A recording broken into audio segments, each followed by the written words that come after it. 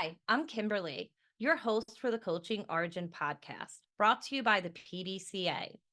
In this series, we explore the experiences and insights that have shaped the careers of influential figures in the coaching world.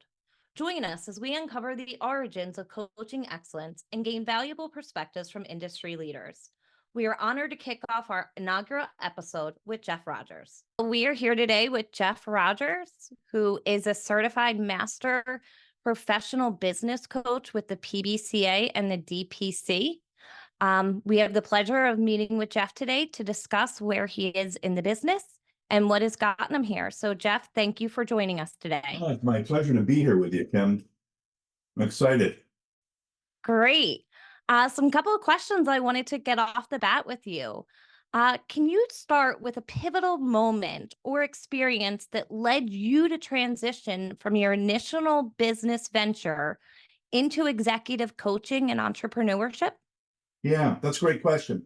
I've always been entrepreneurial. I started my first business when I was in college at 19 years old and ran that business and grew it for 33 years, growing to 50 and plus employees. And it was a wonderful experience until in about a 4-day stint, it wasn't. And I liken it to hitting a wall at 100 miles an hour and suffering complete failure. And by that point, we had grown layers. We were in the construction services industry, had 35 trucks, 50 plus employees. Many of them were multi-generational. Every child in our household went and worked through the business. So it was a really meaningful and purposeful enterprise, just beyond the X's and O's of business, and abruptly hit a wall at 100 miles an hour, suffered complete failure, and including bankruptcy. And in that moment, I kind of defined it as the universe had reset the deck for me, and that I was always kind of I was referred to as not like all the other people in my industry, and I truly wasn't. And so to have the universe kind of reset me involuntarily, and I'm so grateful that it did. I wouldn't want to recommend that path to anyone. I wouldn't want to go through it again. But I'll tell you what, in moments like that, you begin to understand what you're made of, what your character is made of. And it made me a better business coach today, having gone through those experiences, because now when I work with my clients, I can talk to them in practice, not in theory. And there's a lot more meaning about, hey, I got that t-shirt and here's the things to watch out for. And by the way, you don't want it. So maybe we should work this through together in a little bit more detail. One of the key points that you just brought up was that there was generations involved, not only in your business, but in other businesses that you've worked in. So what are some of the key challenges that you encountered or other individuals that you've worked with, now and in the past, in supporting family businesses? And how do you address them? How did you address them then? How do you address them now? Yeah, probably not surprising. A lot of the clients that I get to work with currently, and the clients that we serve as an organization, are family type businesses. And it probably goes back to that I was the executive director of the New York State Family Business Center in my old alma mater, Lemoyne College, through the Madden School of Business. And working in that environment, working with a number of multi-generational businesses and families, I became very in tune to the need to enjoy Thanksgiving dinner and how that is paramount over making business decisions. And when you think about it, business is hard enough, let alone having to add those types of parameters to your decision-making process. So, yeah, I think, one of the things that I learned and I work with my clients most on, a lot of times in multi-generational family businesses, in any business where there's multiple generations, right now it's the first time that there have been 6 generations in the workforce working together simultaneously with competing needs, wants, and desires. Think about that. That's Herculean enough. Add to it family business and making sure that Uncle Bob is cared for, and Dad and Mom and Grandma, and yet your needs must be met, is quite a challenge. So rather than trying to develop this concept of conformity to get along, that everybody needs to think the same, I kind of work with my clients on, let's appreciate the diversity and understand that when young Jim is coming into the business, his job is to bring technology. He's a digital native. That's his job. Don't get frustrated with him about it. And then understand the wisdom of the traditional generation and all that they bring to the equation as well. And then begin to formulate and develop and maximize the strengths that each individual, each generation brings to the organization. And once we start to do that, it starts to become a totally different picture. I'm sure it's not easy having the family conversations, especially if other family members are sitting in the room. Yeah, With we use that story too. Like, it's going to be the Thanksgiving dinner, right? We're not going to talk to Uncle Chuck about this one because at Thanksgiving dinner it's going to be a pretty quiet table, and it, every kind of take a little humor to it. And then let's figure out what's causing that friction and what might we do to better eliminate it. And often it just comes down to good communication. in these family businesses, do you see other key stakeholders that are non-family business members? And if so, how do you guide them through this, because they're not sitting at the Thanksgiving dinner table? They're not the ones that are maybe there at the family parties on the weekends where sidebar conversations often happen. So how are you able to, coach those other individuals through a family business? That's a great question. I taught entrepreneurial family business management at Syracuse University Whitman School of Management. And in that experience, I began to really see what that looks like. And at the end of the day, right, there's the inside and the outside. How do you take care of those very important managers and mid-level individuals, and maybe even COO, CEO? Maybe they're running the business, but they're blind as to what's going on behind the scenes, like you just asked him. And it puts them at a deficit, right? You feel like you're important, but you're not in the need to know basis. You're in the what you're told basis. And that creates friction in itself. And depending on the leadership modality of that particular individual, their disc behavioral makeup, right? Maybe it doesn't matter to them. But if they're working from a high I and being included and being involved is of high value to them, that can even add more friction to the equation. So again, I bring it back to communication and how we have good, trustful communication, how we work with positive conflict, always with respect and candor. But if that non-family business member needs to have information to do their job effectively and they're not receiving it, there has to be a communication truth to power that we can get that information without repercussions so that we can optimize the performance of the organization and as the individual as a whole. And there's part art and science to that equation. I'm sure. And especially if somebody then, as business owners, you look to exit the business, you look to put a succession plan in place. If you could share some insights as to how you've approached this in the past or are currently approaching this, could you think of any factors that are crucial for someone to consider as they go through this, because they have stakeholders that are family or non-family business, that are non-family members? What does that look like? Yeah. Probably one of the most challenging conversations that you're ever going to have with the person who's in charge in that family business, if they're not thinking about succession yet, if they don't want succession and they're resisting it.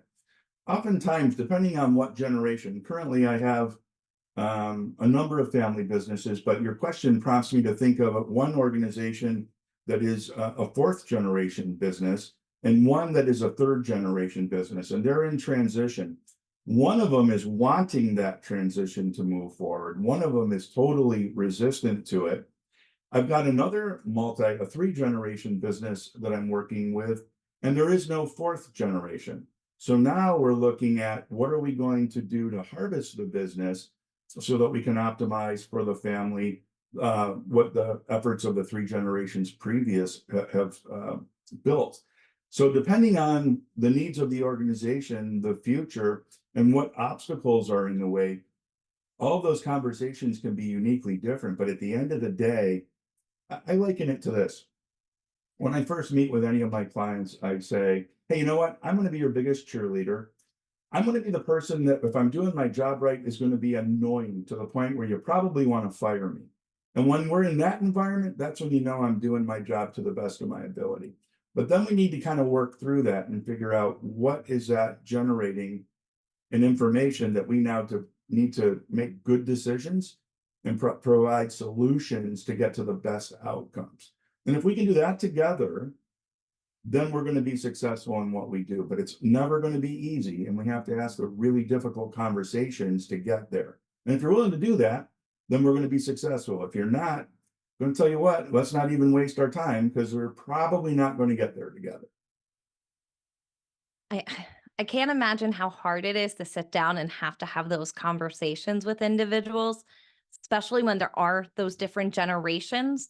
Because as you said, there is 6 different generations in today's workforce, that are out there. And one of the things, even with the 6 different generations, I know, when I think of that, I think to the military. Something about it just, it connects me. I don't know why. But I know that you have spent some time with the veterans through the Institute for Veterans and Military Families. And you've started working with them in order to become entrepreneurs. And my question for you is, when and how did you realize that there was a need there to get these individuals who served our country up and running as a business owner? And what kind of businesses are they operating today? Yeah, that's another fun question. So with my work at Whitman School of Management at SU, um, SU partnered with the SBA and the Department of Defense to create this program called Boots to Business. And it's a by invitation only. And there are 15 of us in the world that get the pleasure to be able to do this. I'll share with you, it started out as a paycheck and it's turned into a passion. I'm leaving in May for my 15th trip to Europe. I service the European theater, and I've been to Germany, Italy, England, Spain, and it's just every trip is different, but they all are the same in this idea. Post-military service, the military does a great job in kind of forcing people that are going to be leaving to look at 3 different things that they might be able to do post-military career. Entrepreneurship is one of them. And I'm privileged enough to be able to go over and work for a seminar, multiple day seminar, and follow a deck that's provided and developed by SU, the Department of Defense, and the SBA primarily. And then add my secret sauce to it, right? So my entrepreneurial experiences and the ups and downs. And I always lead with my personal story just to let them know that, there's risk to this. And at Whitman, we define risk as the probability of failure times the magnitude of loss. And I share with them my probability of failure and the magnitude of loss that I experienced. But that shouldn't be a deterrent, right? Here I am again with the business that I have now, my coaching practice, and exploring other businesses to look and get involved into. So I find that work very rewarding. I'm happy that it exists. And the fact that the thing that I think military veterans have over anybody else is they understand the value of teamwork. Their life is on the line based on teamwork. They understand SOPs and key performance indicators. They understand leadership. They understand to be a good leader, you must be a good follower. And they have a great value system already instilled and built into them. So I believe personally, I don't have the statistics to support this, although there are statistics with the SBA that specifically franchisors have higher success ratios with veteran-owned business franchisees than normal people because of those attributes I just shared. But I think it's because of those attributes, veterans make wonderful entrepreneurs. Makes a lot of sense. So, one last question I have for you. What advice would you give someone considering coming into a coaching career, making that shift, or becoming an entrepreneur outside of coaching? You got some great questions today. For me, when I went into the classroom at Syracuse University, I am not an academic person. In fact, I'm significantly dyslexic, and I have a great fear of that, right? So when I walked in, I thought to myself, I don't know how to be a professor. It took me about 3 weeks to understand I just needed to be my best self. And I brought coaching practices into the classroom and was brought down to the dean's office. I thought I was in trouble. And he asked me, "What are you doing in the classroom right now? You're getting incredible results." And I did, and I'm very proud of that. And I said, "Dean, I don't understand how to be a college professor, but I do know how to be a coach. And I think by applying these coaching principles in the classroom, we're achieving those results." So my idea is the same, just transfer it over. That whatever unique experiences we have, that makes us authentically ourselves.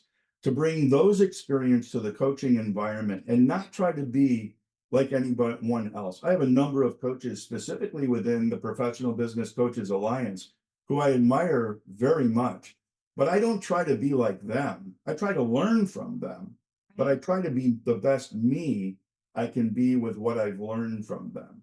So I guess my best advice would be to take whatever makes you you. I call it your nest, and apply that nest to the best that you can be to help your clients and serve them to get to where it is they want to go. If you can do that, then you're going to be very successful. Definitely.